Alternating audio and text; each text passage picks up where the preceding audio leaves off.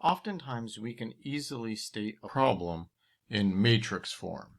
So that's to say, maybe we have some maximization problem where we have C transpose X subject to some constraints. AX is less than or equal to B. And in this case, X is some multi-dimensional, let's say, real variable. So maybe it has n entries in it.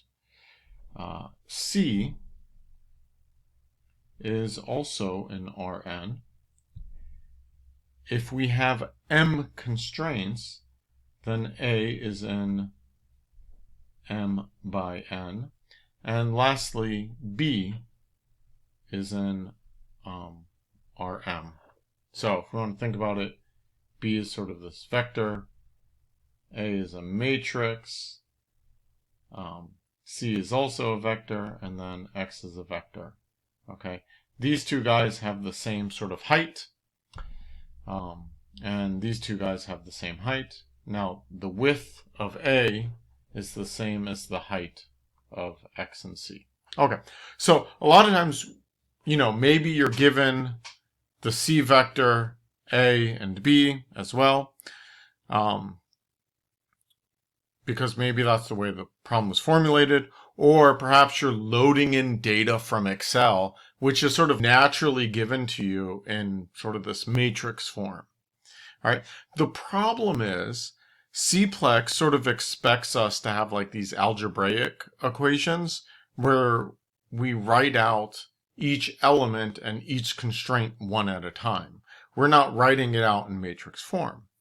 So instead, what Cplex expects is something more like maximize the sum from 1 to n of Ci times Xi such that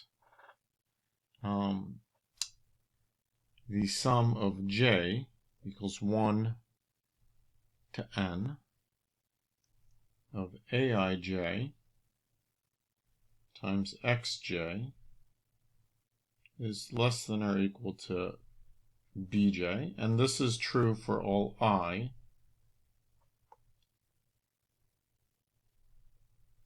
from 1 to m. Okay, so if you want to sort of understand what this is basically doing the exact same in matrix form, but we can think of each sort of time that we do this. So for each value of I, this is sort of like doing row times column. Okay, so what do I mean by that? If we think about it, we started off with some A matrix. We're multiplying it times X, and we're saying that's less than or equal to some B vector. Okay, so I have B1, B2, dot, dot, dot, all the way to Bm. For X, I have X1, X2, all the way to Xn.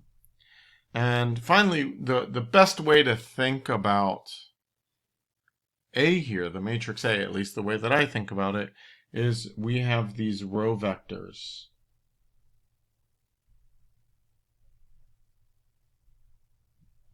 And sort of just draw them this way so you kind of know, like, oh, there's a row vector. And we have m row vectors. Okay, so if we pick out any one constraint, so let's say we're looking at the second constraint, so we would take this row times this column, and we end up with B. And so that's the same thing as saying the sum of A to J. So we're going to go through each element here, and we're going to multiply it times each of the x's, times xj. And so we're going to go through, again, each element. So that's why we have the sum from I equals 1 to j. That is less than or equal to B2. Okay, and so we want to do this for each row, and so that's why we have for I equals 1 to m. Now, don't get confused with the fact that I used I here and j here. These are just index counters. It doesn't really matter.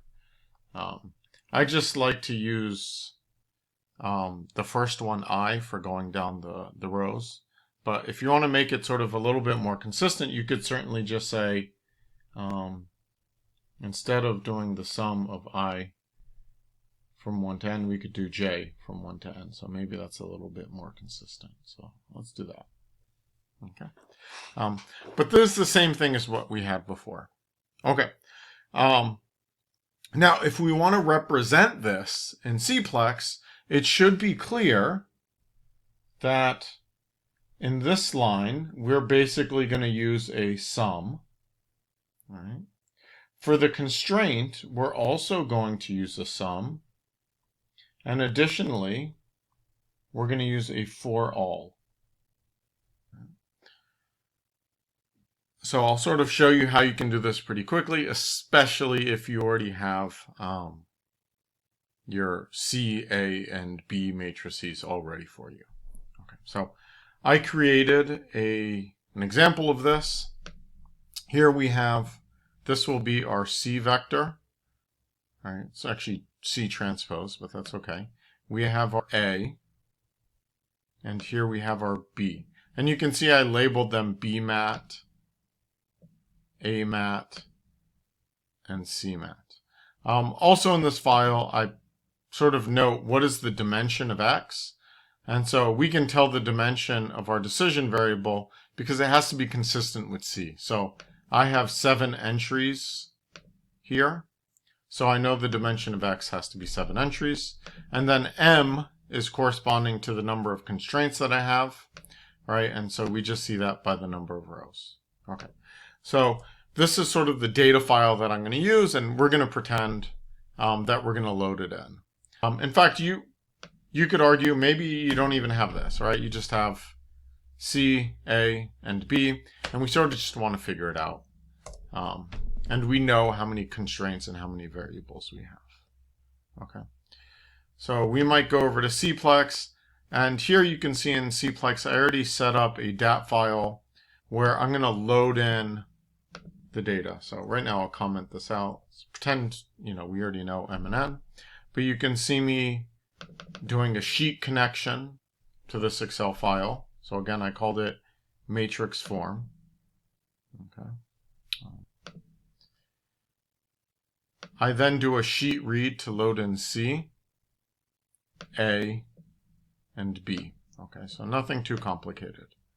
Now, in my problem, I'm going to have to go through and start loading all these variables. All right, but first I might want to say how many variables or the dimensions of some of my variables and establish my ranges. So first I'll start by just saying n is equal to 7, which was the dimensions that I have. I'll also say m is equal to 5, and this is the number of constraint equations I have. From there, it's going to be useful to create these counters because we want to replicate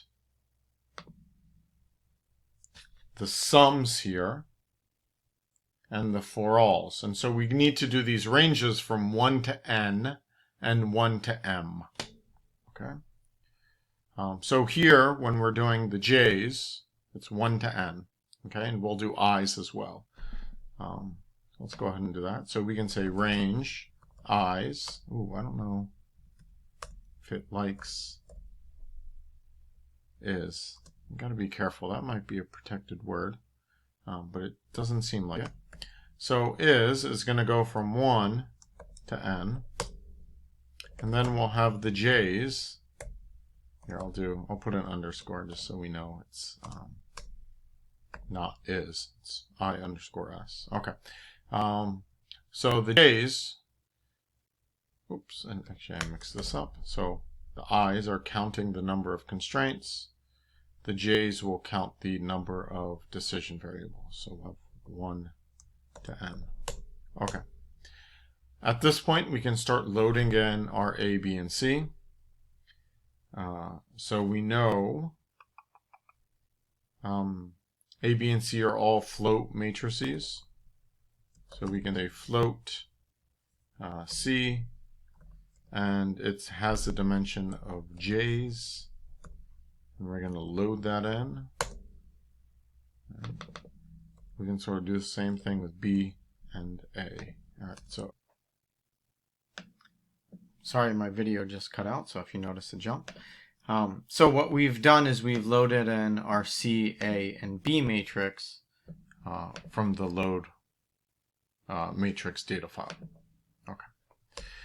At this stage, we need to define our D variable, and so let's just pretend it's going to be a positive float. And again, the size of it, we can define it according to the range of the J's. So J underscore S.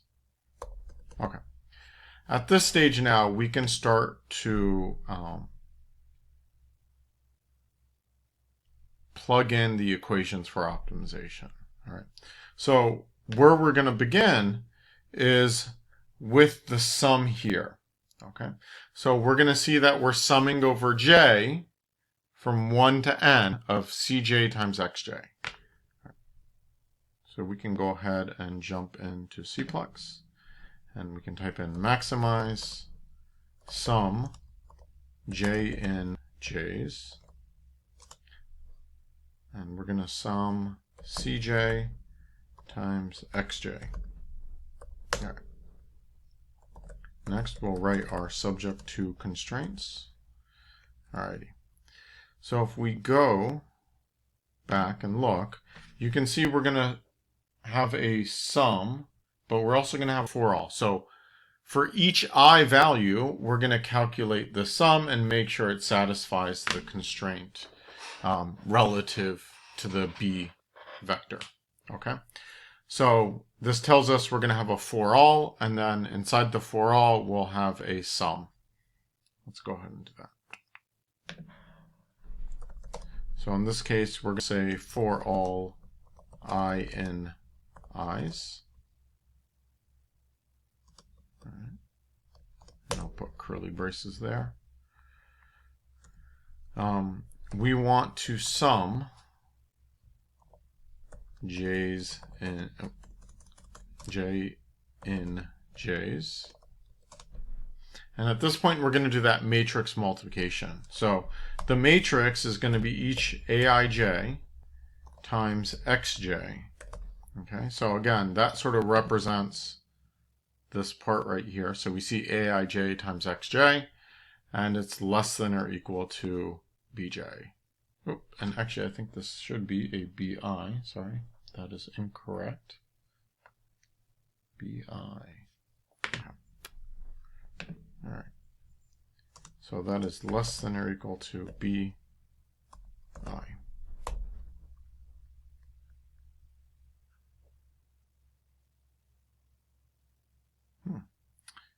It seems to be throwing up an error, but I don't think it should.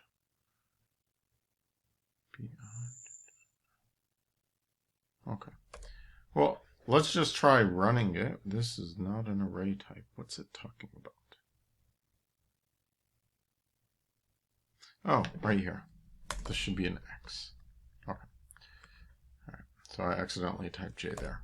All right. So at this point, let's go ahead and solve our optimization.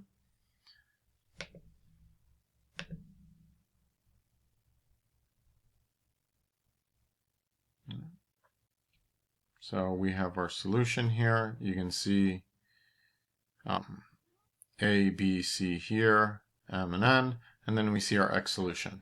So if we want to verify that it actually replicated what we wanted, we can look at the LP that we end up generating. So if you don't remember, we changed this. I think we created an OPS file, and in it we had it. Let's see, is it in the run settings? No. Oh, maybe that isn't it. Somewhere we sort of told it to create an LP file. So it automatically creates this LP file, so I sort of have it here. And so here goes that LP file that gets created. And sure enough, you sort of see it written out like some constant times x1 plus some constant times x2. And we could probably compare it. So let's go ahead and compare it. And sure enough, each of these values are the values that we expect to see. right? So